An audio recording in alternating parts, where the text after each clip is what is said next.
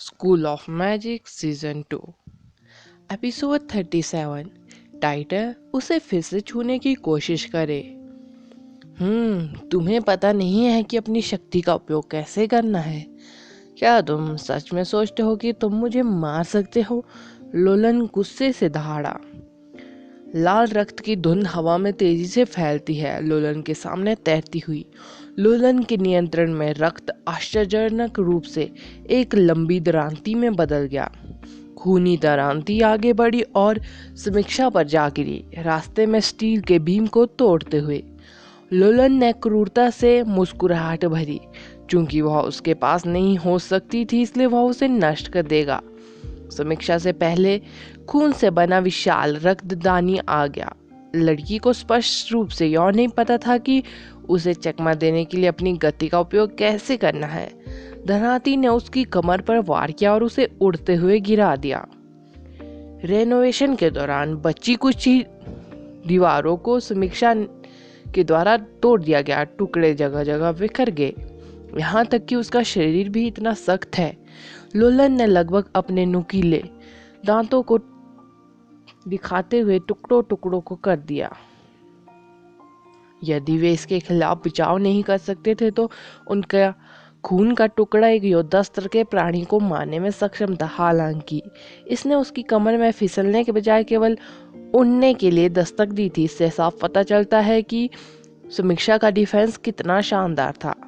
लोलन को संदेह होने लगा कि क्या समीक्षा वास्तव में ब्लड ट्राइब में से एक में थी। समीक्षा कागज के एक टुकड़े के रूप में उसका पीला चेहरा मलबे के नीचे बीच अपने पैरों पर उठी।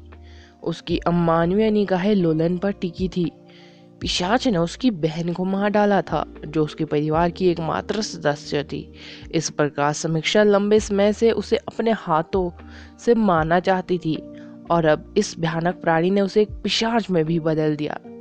जब उसने आदर्श की विस्मयकारी फिर भी उदासीन टकटकी को याद किया और उसके दुष्शर्मिंदा चेहरे के साथ उसके होठों पर खून के निशान थे और केवल खून धीरे धीरे आंखों से रिस रहा था, जो अब आंसू नहीं बहा सकती थी, इसने उसे और भी पागल बना दिया।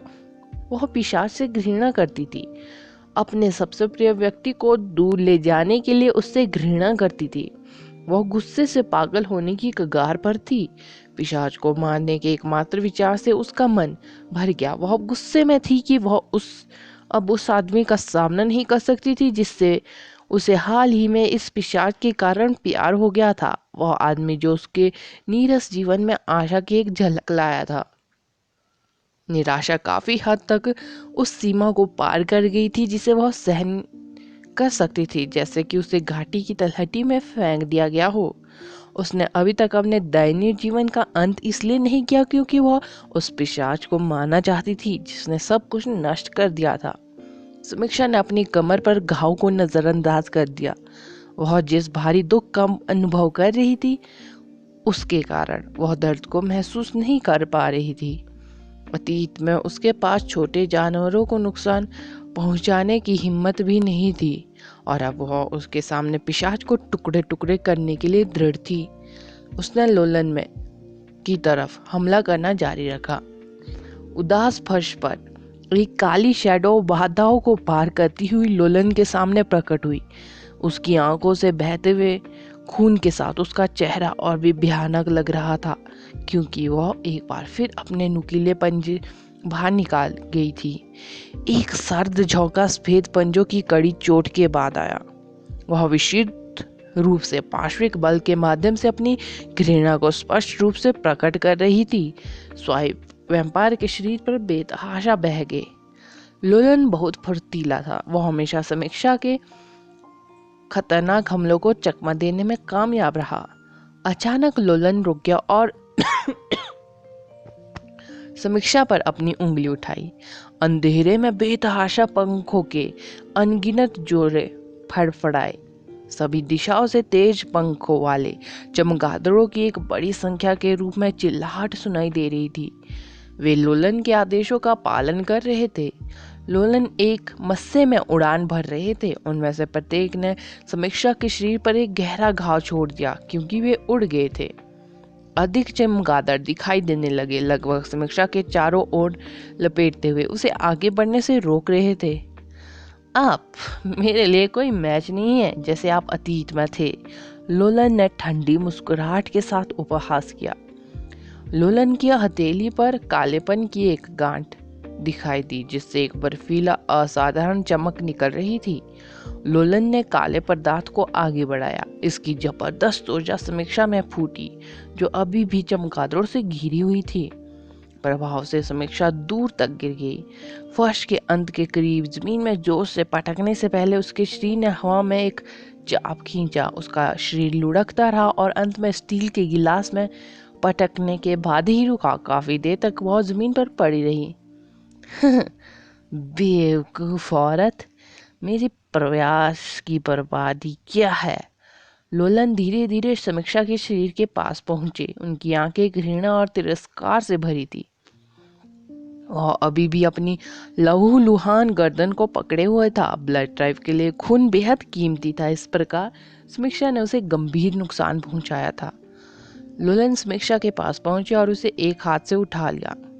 समीक्षा ने पिशाच को देखा। उसकी आंखों के अंदर उसके रोष से पिशाच लगभग जलकर राख करने की इच्छा थी। कृतघ्न नीच!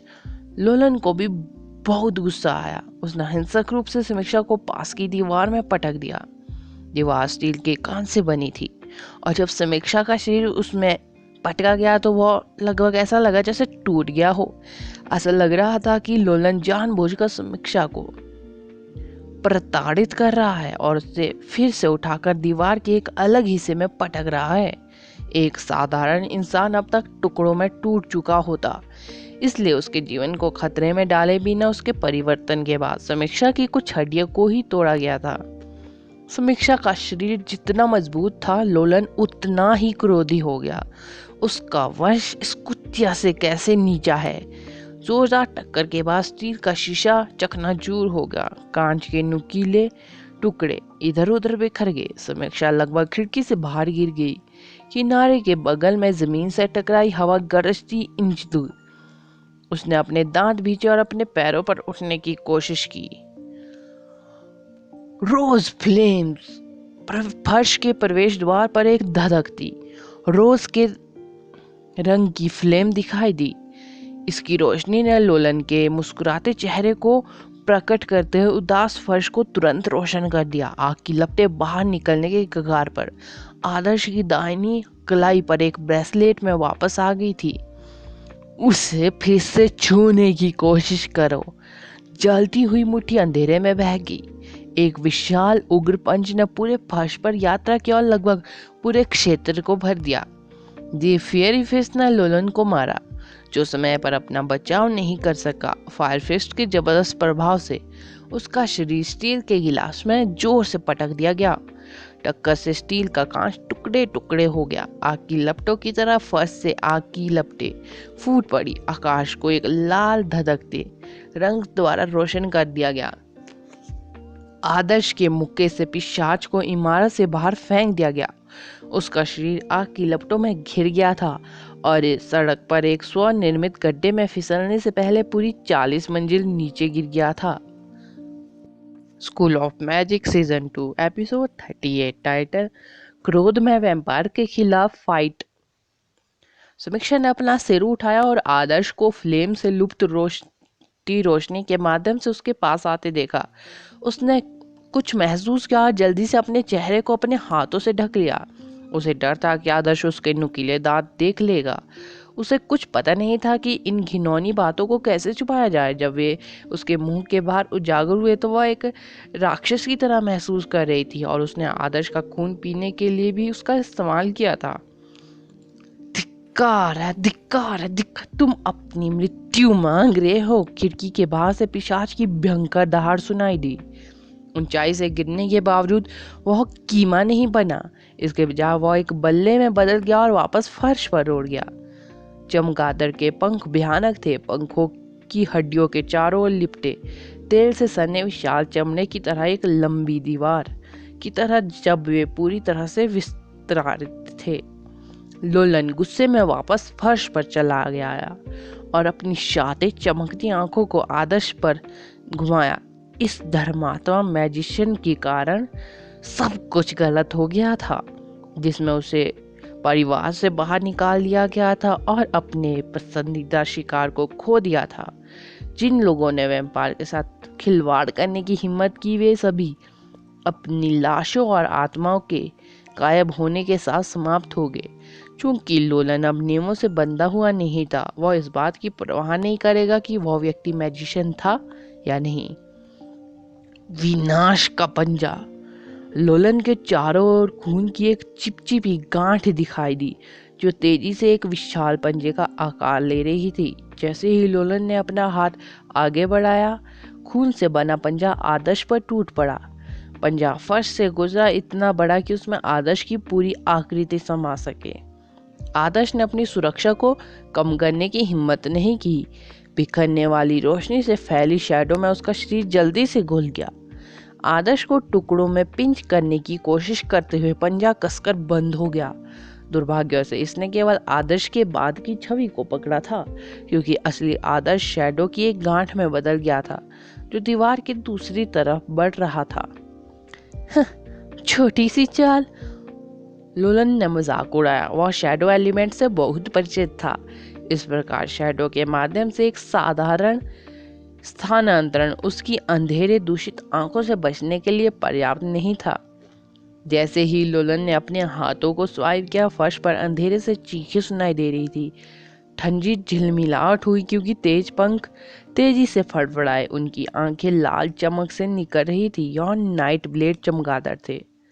लोलन एक बार में इनमें से सैकड़ों नाइट ब्लेड बैट्स को नियंत्रित करने में सक्षम था। उनका हमला एक जीवित इंसान को आसानी से टुकड़े टुकड़े कर सकता है। नाइट ब्लेड चमगादड़ सभी दिशाओं से आए और तेजी से आदर्श की ओर इकट्ठा हो गए।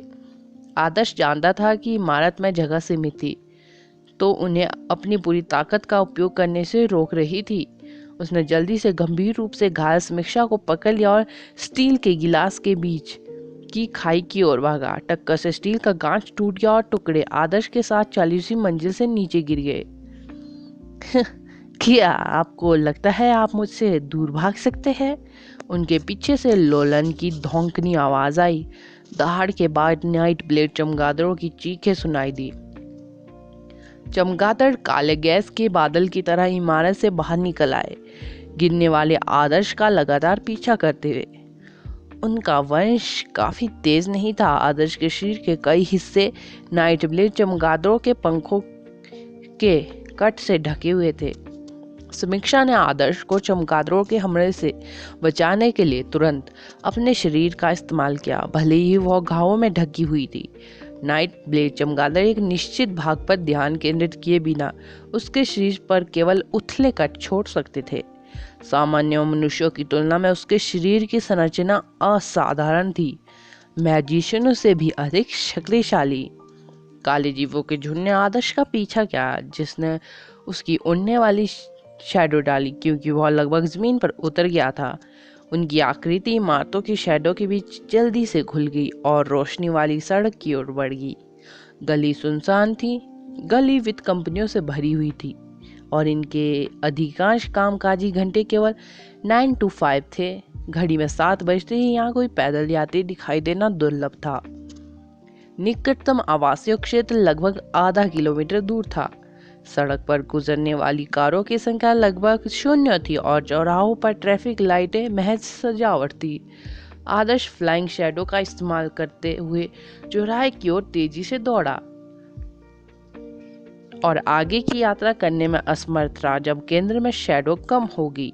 इस बीच नाइट ब्लेड चमगादड़ निशाचर प्राणी थे। वे आसानी से आदर्श की लोकेशन को पता लगा सकते थे और उसके पीछा कर रहे थे। उनके स्याही जैसे काले शरीर पर पूरी तरह से उदास स्ट्रीट लाइट्स के नीचे उजागर हो गए थे।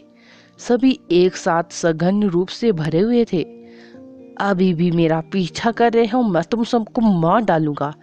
आदर्श ने चलना बंद कर दिया। उसके पैरों के नीचे एक उग्र स्टार पैटर्न तेजी से खींचा गया, जबकि उसकी दाहिनी मुट्ठी पर तेजी से आग की लपटें जमा हो रही थी। जैसे ही स्टार पैटर्न पूरा हुआ, आदर्श की कलाई पर एक ज्वलनशील शक्ति इकट्ठी हो गई। Ground break. जैसे ही मुक्का जमीन पर गिरा, चौराहों के बीचों बीच लगा सीमेंट चटकने लगा। उबलता हुआ लावा हवा में उड़ गया, जगह लाल होगी। आदर्श पर केंद्रित एक उग्र जंगली और तूफानी ग्राउंड ब्रेक खिल गया।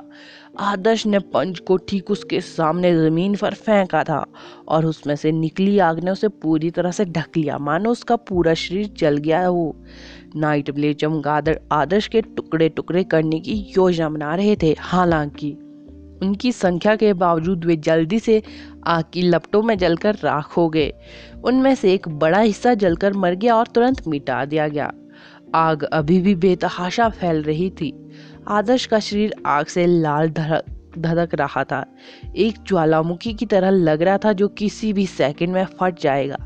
शेष नाइट ब्लेड चमगादड़ अनुपस्थित दिमाग वाली मक्खियों की तरह बिखर गए। आदर्श को भड़काने के लिए पूरी तरह से हिम्मत नहीं हार रहे थे। आदर्श ने थूका और अपनी आंखें ऊपर उठाई और जल्दी से उसके ऊपर विशाल चमड़े के पंखों की एक जोड़ी देखी। काले पंखों के बीच एक वहशी चेहरा था। उसके ऊपरी जबड़े से निकलने वाले नुकीले दांत लगभग उसके जबड़े के नीचे तक पहुंच चुके थे। लोलन ने अपना मुंह खोला और आदर्श की गर्दन पर काट लिया। वह आदर्श का खून पीने की कोशिश नहीं कर रहा था, वह उसका गला फाड़ देना चाहता था। Light protection screed shield. जैसा कि आदर्श अभी भी सोच रहा था कि वह हमले को कैसे चकमा देना जा रहा है, आन के स्पिल को दूर से उसे सुनाई दिया, जहां वो अभी अपनी कार में पहुंचे थे। पवित्र लाइट ढाल ने आदर्श को जल्दी से घेर लिया, एक अवरोध बना लिया जिसने अंधेरे और दुष्ट प्राणी को अवरुद्ध कर लिया। नुकीले दांत पवित्र प्रोटेक्शन शील्ड पर दुर्घटनास्थ हो गए। लोलन के नुकीले दांतों से सफेद धुआं तेजी से उठा और वह डर के मारे तुरंत पीछे हट गया। आखिरकार लाइट एलिमेंट एक वैम्पायर की कमजोरी थी, जिसे लोलन की घबराहट वाली अभिव्यक्ति ने स्पष्ट रूप से दिखाया गया था। अगला एपिसोड जानने के लिए बने रहे मेरे इस चैनल के साथ। Thank you.